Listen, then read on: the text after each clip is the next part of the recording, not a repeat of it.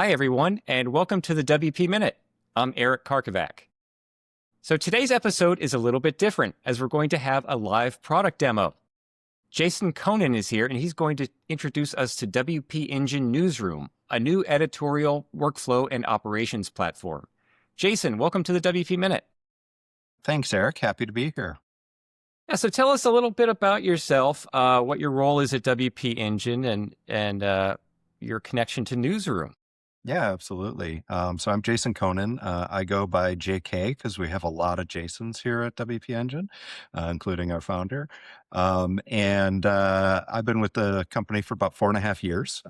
Previously was leading our headless offering, formerly called Atlas. And I've been working on this newsroom product with my now colleagues from Big Byte for quite some time now. And I'm really excited to show it off. My background, I've been in technology for more years than I'm willing to admit. And I started as a front-end web developer back before CMSs even existed. So a lot of hand coding. I like to say I fought in the browser wars, did a lot of that. Same here. Yeah. And, over my career, I ended up working for a number of software startups doing SaaS platforms and things like that. Through various acquisitions, some by Microsoft, others by, social media companies based out of Austin, how I got connected into WP Engine, and worked my way into product management. And so I don't code anymore, although I probably could if I had to. But what I really like doing is getting close with customers and understanding their challenges and then helping build software that solves that, makes things easier, because that's the promise of software. Well, thank you for that. I did want to talk a little bit about WP Engine recently acquired Big Byte, which is an agency based over in the UK, right? Yep. They're out of Middlesbrough, UK. So that's a little bit south of the Scottish border. If you're looking on a map, Newcastle area, York area. And I've known them for a couple of years now and have been working with them, throughout that time. They launched their product called Media Press in January of 2025. And Jason Agnew, their CTO, one of their founders, and I did a session at WP Engine's Decode last year, and we're showing that off. And what we've been doing since is working together on an extended suite of capabilities aimed at, really trying to solve some of the fragmentation that exists when you're trying to pull together all the solutions a newsroom needs when working with WordPress. Yeah. So tell us a little bit about that. Like, what from your experience and from Big Byte's experience, because they've worked with some major clients. I've seen the Wall Street Journal on there at times in the UK, as we were talking about off the air, and some work from News Corp, which is obviously a huge client. So what do publishers need from WordPress these days, and what isn't WordPress giving them, Right. if we could put it that way? Well, they have 15 years of experience working, with enterprise newsrooms like, the ones that you mentioned. And, you see repeat challenges, as you're trying to pull together solutions for different customers. And if you put on your hat of, I need to generate content, write content, collaborate with people, make sure it's resonating, timely, fast, like all these things, so that my business, the newsroom, can sell that content because that's what they're in the business of doing. There's all sorts of systems that go into that. And, I love WordPress because it's so powerful and it's a really good editorial CMS, but it's not purpose tailored for specific verticals or specific jobs to be on, things like that. It's generic and it could do a whole lot. It's almost a blank canvas, as you will.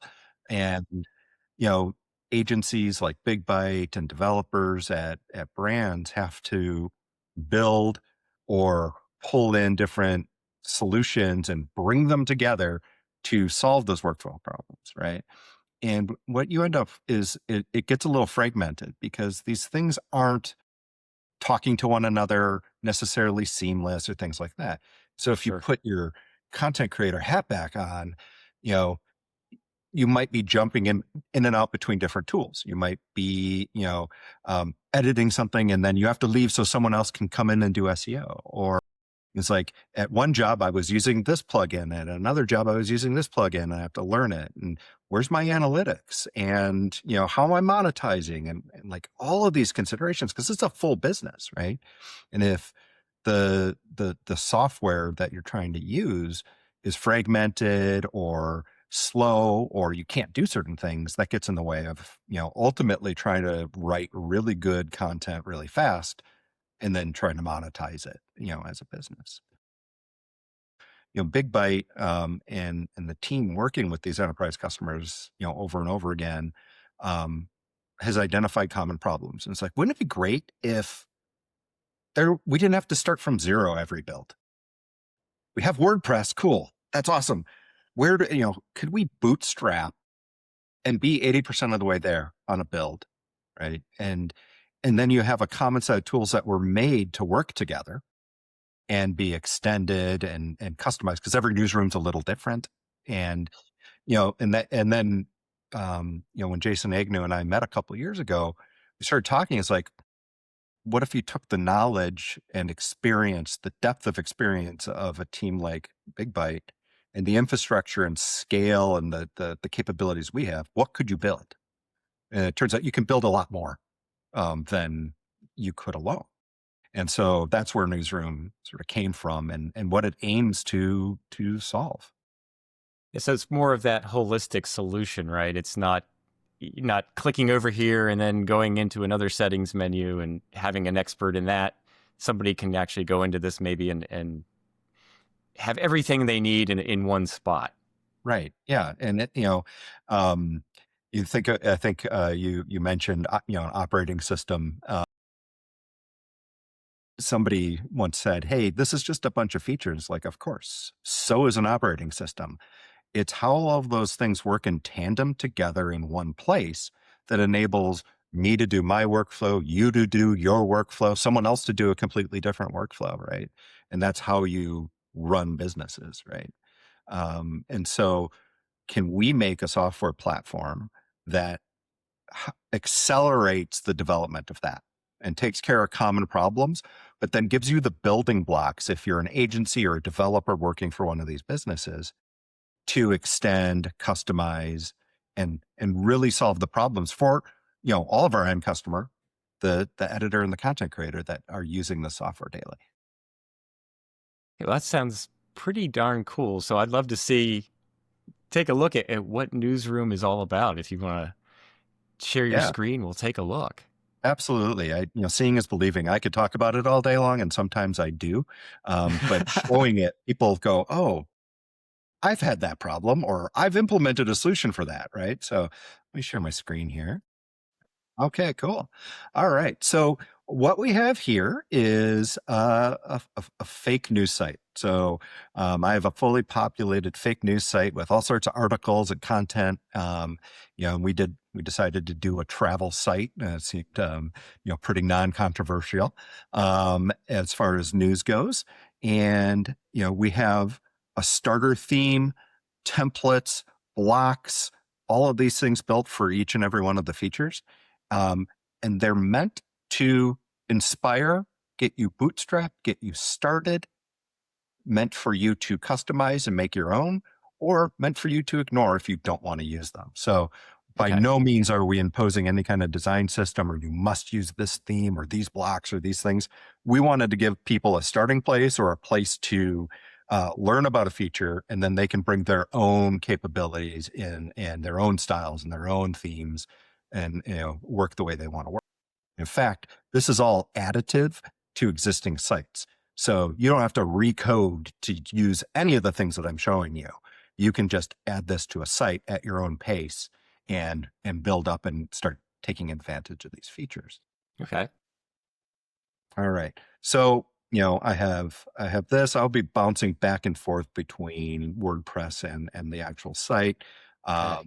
But, we have author blocks. I have listicle blocks that help with that. We have related posts that, can be powered by our AI Smart Search product. I have polls. You're seeing this little gray box here in the corner. That's a Google ad. I have ad block on, so we're not actually seeing the ad render.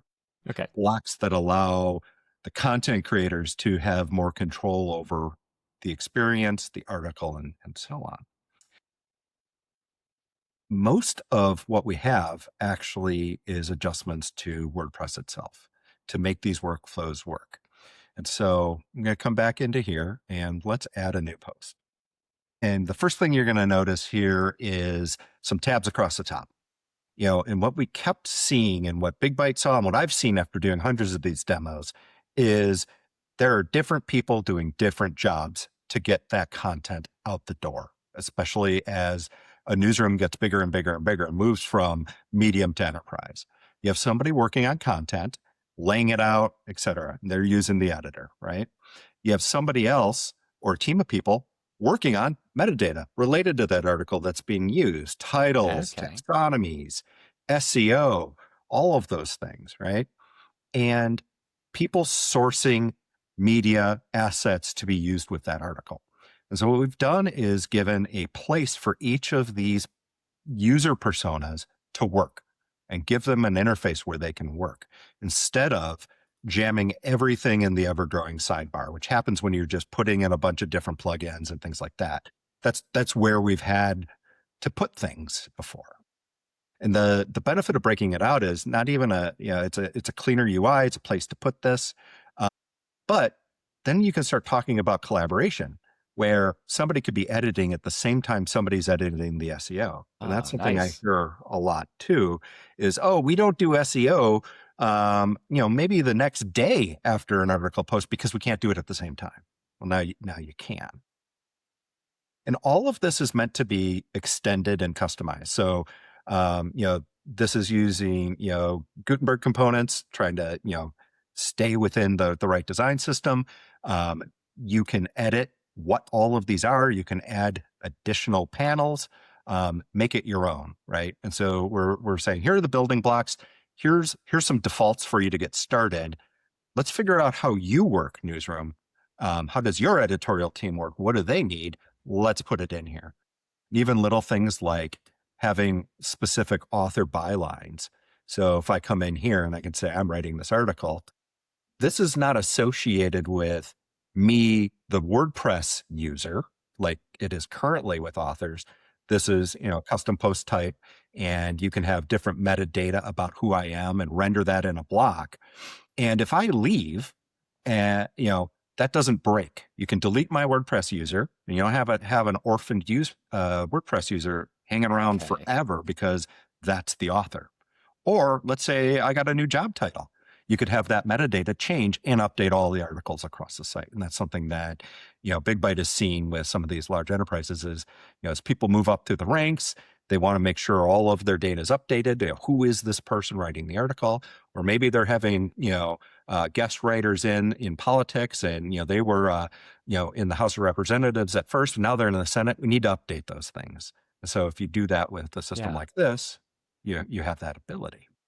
Yeah, see, so I mean, because right now in WordPress, when we author a post, that whoever's user account is creating that post at the time is, technically the byline on the blog post. In this case, you actually have the ability to customize that with a third party. I could be in there and, somebody else could actually be the author of the post and I don't have to be, a part of the byline or anything. That's a neat idea.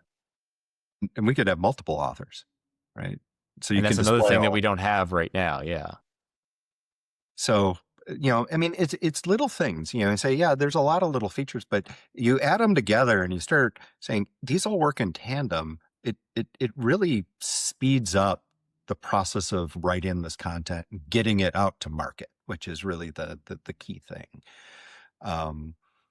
So let's talk about media for a minute. And, in these larger newsrooms, the media library can get unwieldy, right? I only have 525 items in my demo account. And you can already see I have doubled up images and things Sure. like that, right? Common problems. So what we have here is the concept of attached media. And so who's ever wearing the hat for sourcing media? Maybe it's the same person as the editor, maybe it's a different team. They're going to come in and say, all right, here's the approved, ready to go, optimized images for this post. I'm going to click plus. They're going to attach. And now these are ready to go for this post. And so if I'm writing content, I come in here and do an image block and click media library. This is what I have to select from. And, I see, yeah. not only does that reduce cognitive load for the people writing the content, but it also speeds up the CMS because it's not trying to load every single possible thing, right? Yes. So yeah, you don't have to go through your thousands and thousands of media library images because you've only got the 3 attached. Yeah. Exactly. So we think that's like, it helps with performance. It helps with, speed. It helps with, sort of human errors of, well, maybe I'm using the wrong version of this photo, or the wrong asset because there's so many in the media library. I can't figure out which one I need. The person who's responsible for that has purposely said, this is ready to go. This is tagged. This is set, right? And then you start asking, additional questions like, okay, where does this go, right? And in these larger newsrooms, they probably have a digital asset management system or DAM, right? And maybe it's one they bought, maybe it's one they've homegrown, but they probably have a different source of truth for assets than WordPress. They have to use them in WordPress because they have to get it out to the site. But the source of truth is somewhere else, and there's purpose-built solutions for that. So we've built connectors into Cloudinary and Binder to start. And of course, being API first, additional connectors can be created that can leverage what we've done here. And so I have my sample Cloudinary account, and I can go through, do all my optimizations, organization, put things in folders and whatever. But I'm going to put tags on assets and relate them to a post. And so just an example, I put CRM news. You can imagine different newsrooms are going to have different taxonomies, maybe author, title, date, article number, things like that. And all I have to do is give that to the editorial team. So I'm in Cloudinary and I put this tag on here. I've done all that organization. And now I'm going to go back to WordPress, come in here and type CRM news. And I'm going to sync these assets. And when they sync, they're going to automatically upload and attach. I see. Okay. Now the media manager doesn't need to be in WordPress. They can work in their system and they can talk through tags. We also have the concept of evergreen tags. So, maybe you have logos that have been approved, company logos or stock footage or things like that you're always using. Those can always be available.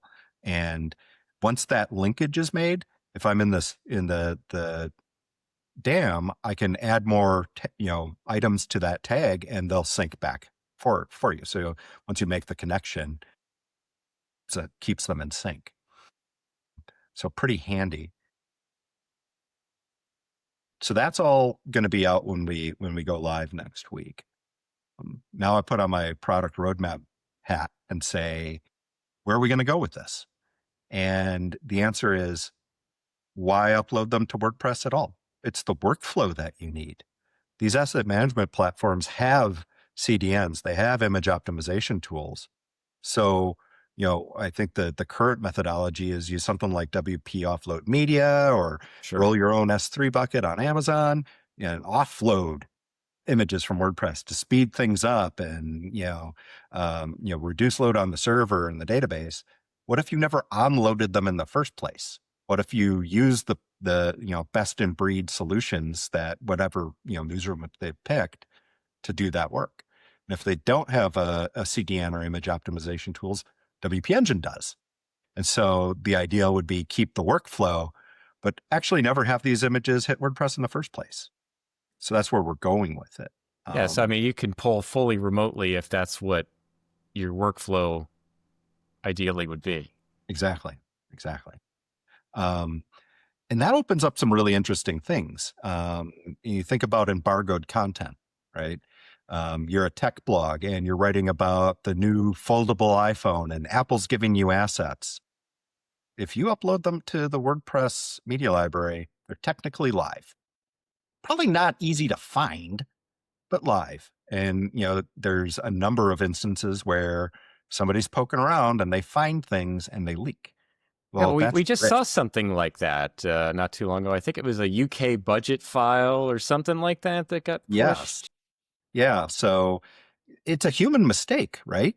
If you're working on a draft article and you upload some assets, you don't expect it to be live. But that's how the media library works on WordPress. And so if you don't know that or have forgotten it, you're putting yourself at risk. And so, yeah, I look at it with sympathy as a human mistake. Somebody uploaded the 26 budget in December and it wasn't live or approved. And a journalist knew where last year's was, changed one digit, got it, and leaked it. Right? That's risk. You know, um, it could be a embarrassing risk or it could be a financial risk. But if we're never putting it in WordPress in the first place, now you can solve for that, right? Take the human element out of it and actually control it. So you can imagine, putting dates and timestamps. It's like these assets are not released until this date. Doesn't matter if it's published or not, you know, and control those things. But the people drafting the article can still work, right? And we think that that's kind of like a cool next use case that opens up when you start bringing these systems together.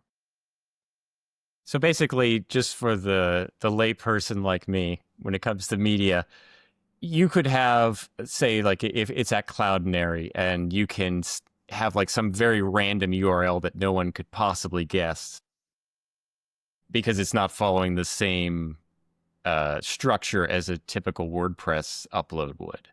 It could, but one better, you don't have to use the Cloudinary URLs to actually display on your website, right? We'd probably use our edge caching, and so it could be that it's not the final URL is never public until it's actually live.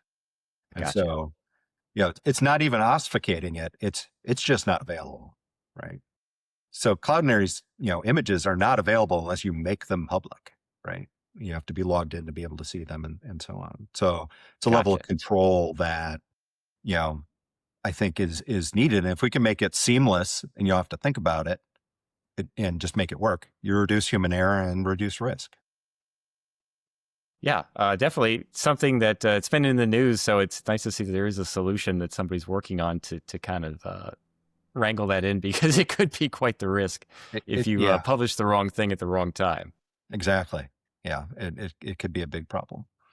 Um, the other neat thing is, if you're trying to clean up your media library, we do mark when things are in use so that you could see, oh, these are being in use. I don't want to get these out of there. I can delete all these other ones that are no longer in use. And that'll be, good for people that are cleaning up. Maybe they're not fully using a digital asset management system yet, but you could reduce the load still by looking and seeing what's in use and what's not in use. All right. So let's go back to my article. I've been working on this. It's just my silly little picture of puffins. I think those are puffins. I think so, yeah. Yeah, I hope so because I've been saying they are. Um, I can't publish. This is grayed out. Why is that? Well, we have a publication checklist. And again, this is customizable and extendable. And we've populated it with some common things that, the Big Byte team has seen over the years. And there are some must do's and some nice to haves. You should probably do these, but we're not going to stop you from publishing, right? And this came up with one of Big Byte's customers. They really had no way to enforce business rules. And they had 3 weeks of training on policies and things like that, you had to know before you could go and publish. But there were no guardrails. There was no actual way to enforce it. Yeah. And they built the checklist and the training went from 3 weeks of training to an hour of training. It's like, hey, here it is. And also the system's preventing you from making mistakes. And you're going to learn by doing and seeing and going, oh yeah, I can't do this yet. I have to go do this thing. Right. And so, I think many of us, in corporate life have had to do yearly, certifications and renewals and things like that. And you're watching videos and taking quizzes and things like that, but it's not really real world. This makes it real world. Now I can enforce my business rules. Now I can ensure the things I need to be done before I post are done. I believe, one of the stories that I was told is they were working with the Sun in the UK, and Okay. the Sun's not allowed to mention certain people's names for legal reasons. And so they had rules in their checklist that would look at the article and see if any of those were in there, and they wouldn't be able to publish unless that was done. So, it seems simple, when I look at it, go, oh, of course you want a publication checklist. But in reality, people haven't had this, and they're relying on policies and training to ensure people are following brand guidelines. And if they don't, what is that? That's risk. And the bigger you are, the less risk averse you are, or the more risk averse you are, I should say. And it's just kind of unacceptable to have mistakes go out. And I could even see this as being something important for accessibility. I Yes, imagine you could put accessibility guidelines in there. Make sure you've checked this. Make sure you've, alt attributes and captions and things like that. exactly. Yeah. And so what are the things that you in your newsroom need to do and enforce to make sure they work? So we have that. There's also a little pop-up so you can see it here. But I need to add these 4 and then I can publish. So puffins. All right. So that one went away. And you can see this got marked, has a headline. I need to do a couple SEO and give it a category. So, puffins, can they fly? All right. And then I need to put in a category. Let's see here. Let's say destinations. We're going to Iceland to look at puffins. All right. Now I can publish. So I can put this out. I imagine there's like a back end interface where you can add and remove things as you need It's to. actually a JSON file. Okay. So even, we'd say, the developer or the agency working on this would probably set it up first, but because it's a JSON file, like say the editor wanted to do it, it's simple enough that they probably can be shown how to do it as well. Okay. Well, that's probably a good thing, right? Because it does save, the rogue employee from going in and changing you something have they that, shouldn't right? change. Yeah. Also you can version control it then, which is nice. We thought about building an interface to manage it, and we sort of wonder, well, is that necessary or not? And as a product person, I believe my customers will tell me as they're working with it, actually, yes, we would like it in the interface, and then we'll go build something like that. But sort of just the hypothesis right now is, it's something, that you're not going to be changing all the time and probably should be locked down a little bit. So let's make it a developer type thing, or somebody that doesn't have access to the file system. So this went live and went out. Now, I mentioned that I could do some collaboration with this. And so I'm actually going to exit out of this. And I have my assistant, Jennifer, logged in another browser on another screen, which I'm not going to share. But she's going to come in and start working on this article. All right, let me get in there.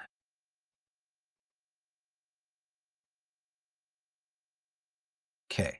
And so she's working on this. I can see Jennifer's in here editing this. Okay. And when you click edit, you're going to expect this, take over or exit. But what we have now is edit meta and edit media. So this is where I can come in and add a, short headline, and I can leave and I can edit media, and I can say we're going to go on a road trip. So I'm going to add that image in there. And so I've done that. She's working on the post. I can now exit the editor, and we're all set. So getting those different user workflows working at the same time, we think is going to solve, a lot of the pain that we see, with the lack of collaboration. It's not always, I need to edit all the same things at the same time. Sometimes it's different jobs that are having trouble working at the same time. But for those who are, wanting to collaborate on writing, we do have collaborative editing. So Jennifer turned that on. So now I'm going to come in here and edit this post. And you're going to see we're both in here at the same time. Okay. And I'm going to scroll down and I'm going to have her on that. So she worked on that. That just popped up on my screen. And I can't edit this because she's editing this block, but I can add a new block here. And so we're doing block level blocking. And so if she was to come off of that, I can now edit this one. So you do have this editorial experience where people can work at the same time on the same post. And this works in drafts and in published posts like I'm showing you with this now. Okay, yeah. So if somebody wants to come in and put in media, put in a video or whatever, they can be working on that while you're working on the copy. Exactly. Oh, demo box. So yeah, that's the idea here. And, we sort of take care of all of the, the server side of this to make this work, because there's a little bit of overhead. And then, I think we all know that there's, Core is working on collaboration features. And so the idea here isn't to have two diverging solutions. It's as Core builds and deploys features, we're going to make sure everything we have works with it seamlessly and makes it better for our customers, because Core is going to be working on, the generic use case where we're working on a vertical use case. So, all right. Yeah, so are folks then going to be able to choose, like, if they want to use the built-in tool that like WordPress 7.0 or 7.1 has, or they can use what's built in here, or are they basically just going to be choices that they can make on the fly? I think it'll be on the fly, right? And like I said, like we're not trying to have two different solutions here when Core gets their workout. We believe that's good for all WordPress. So we want to make sure we're only enhancing it, not saying here's an alternative, right? And if we can make it work better for media newsrooms, that's what we'll bring to the table. Gotcha. So how would someone start accessing this when it's live? Is WP Engine offering a specific plan for these folks? Or is it like an enterprise account where you've got to kind of do a consult first, or can you actually just go and buy it and start working? So right now, this is something that we think, sort of our premium or higher end customers are going to be interested in. So, it is something that like, hey, let's talk, let's do a demo. I can actually spin up, the same demo site that I was showing you pretty quickly and invite people in to kick the tires, play with it, mess around with the articles, try all the features out. Because then I can just delete it when they're done. So it is, like, hey, let's talk to our sales team. Like I said, I've been doing a lot of these demos and coming in and showing this stuff. But it is something that can be added to any of our premium plans today. So, well, on Tuesday, I should say. And it's like I said, it's meant to be additive, not I have to rebuild my site to use this. So basically, I could have a very busy publication site already, and I really want to add these workflows, and it's just something that I talk to WP Engine and say, hey, I'd really like to adopt this, and everything's just kind of turned on at that point. Exactly. And actually, so this is the first run experience. We have all these different features. And so we have a wizard that you can go through each of the features, learn about it, load a demo config. so that you're not starting from zero, the checklists and things like that, view the Sure. docs, um, and choose what you want to turn on and what you want to turn off. And that way, if you're like, hey, I want this, but not that, or I have something for comments, um, you know, I'm going to use that. I don't need to use what you have. Right. And so, I can go through all this. I can actually complete this. I'll just jump right to the end. And then you get like kind of a more standard, view of Okay. turning these things on and off. Yeah, it's a nice feature because as you said, publishing workflows are not one size fits all. Everybody's got their own way to do things and their own staff that does things a certain way. So have that ability to turn things on and off has to be pretty convenient, I would think. Yeah. Yeah, definitely. Exactly.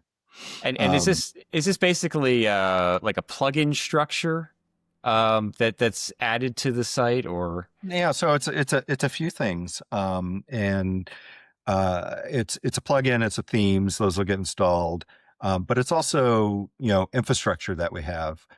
So we have polls and quizzes, which I didn't entirely show you, and we have a live news module, and we're going to be adding more of that kind of functionality where you need something else to scale it. Just a plugin on its own is not going to do it for you.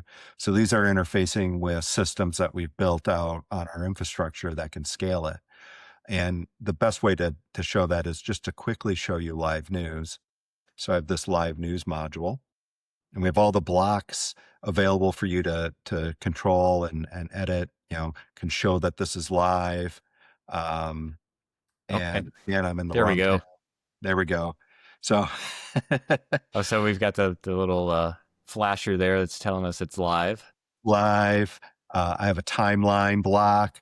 So things that I've marked as key, I can zoom around this page on. I can pin things to the top. But the really beautiful thing is, how do I manage this in WordPress? All right. Share this tab instead. All right. Got the right tab. So I'm going to go to this post and click on this. You'll see, I have a bit about this post, using the live template, which adds all of the blocks that I needed. And I'm going to edit entries. And you can have multiple people editing entries at the same time. So you might have a bunch of people in the field on their phones, and they're all making updates and showing what's going on at an event. But they're little block editors. So you have all these, little mini stories that are attached to this. And like I said, you can pin them. You can mark them as a key event. If it's something you want to turn into a full post, you can click this and we'll make a draft post and you can link those together. But let's make like a quick entry. I'll just do a little hello world.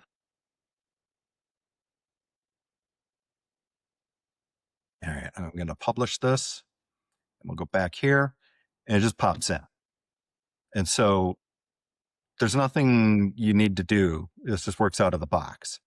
It's scaling with the services that we've built on the back end. And so rather than, polling the WordPress database, we're polling Cloudflare. And then we're clearing the cache when a new item comes in. So then you get, you're going to get the next update.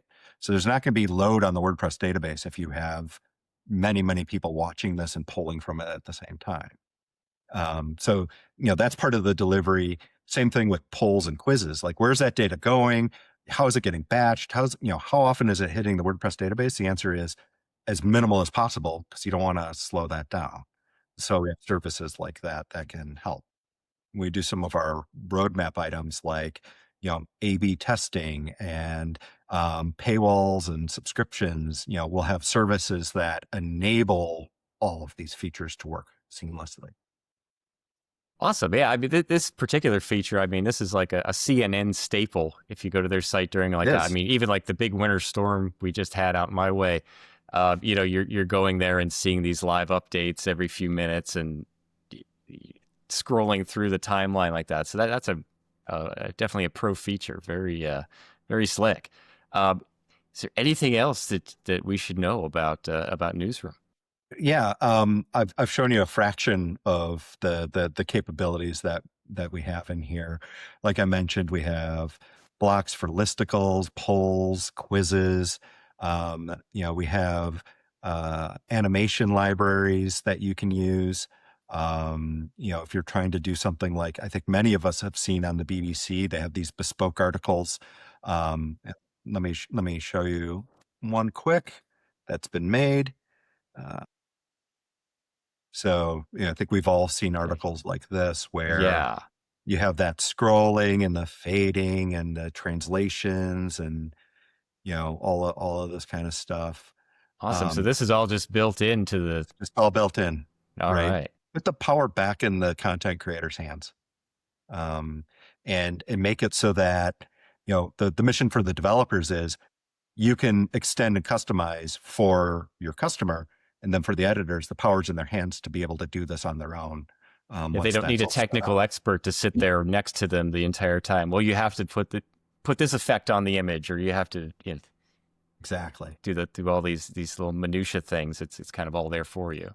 Exactly. So, the big thing, I would say is these modern newsrooms just can't continue to run on fragmented and stitched together tools. Like they need something unified. They need a base platform layer to then customize for their needs, right? A lot of the tools they're using were built for different purposes in a different era of software. I think, know that with AI, with everything that is, going on with disruption and in the industry, you're trying lots of things and trying to do things fast. And it's like, what's going to work? I need this all to work together and be seamless. I can't risk time delays and things breaking and maintenance problems and all of those costs when I have to move fast in order to make my business work. Yeah, You know, news at this stage is all about who gets there first, and who's keeping you up to date in the most timely way. And I think you need 100% efficiency on that with your technology to be able to do it. definitely. And, what we think is like, let's bring that or collapse that stack back down and get people working where they should be working. And that's inside of WordPress, right? Not out all over the place, um, and that'll drive efficiencies. And I think will also drive innovation. Well, Jason, thank you so much for taking the time to give us the full tour, or the partial tour. I know there's other things that we didn't get to. We probably could do like a 24-hour live stream of this and still not see everything. There's so much, and we're going to be adding a lot more at a pretty rapid pace because we have a lot of experience now with the team that's joined us. And my problem as a product owner is going to be, which one do I do? There's so Yeah. many good ideas. So Well, you've got time. That's a good thing. You can iterate as you need to. exactly. Well, where can now I know as we record this, it's a few days before the official launch, but where once it launches, once it's out in the world, where can people find more about Newsroom? Yeah, definitely. So WPEngine.com will be on there, and that'll have a lot of different materials that you can read, can contact us to get a demo, all of that. We have our builders.wpengine.com where developers can go to learn about different topics and some thought leadership pieces, and we're going to have some articles in there over time. For instance, that publication checklist I mentioned. One of our authors is writing an article on connecting that to Asana so you can assign tasks based on the items in there, just to show what kind of extensions are possible. So we're going to be working on content like that. But yeah, reach out, check our website. You'll probably end up on a demo with me if you want to see it a little bit. But really excited to get this in the hands of the people doing the work out there daily, and we're going to learn a lot and be able to solve a lot of problems together. Yeah, it definitely looks promising. So thank you again for the taste of it, and everyone, thank you so much for watching and listening here on the WP Minute. Be sure to visit wpminute.com/subscribe to get our newsletter and support the work we do here at the WP Minute. Thanks, and we'll see you next time.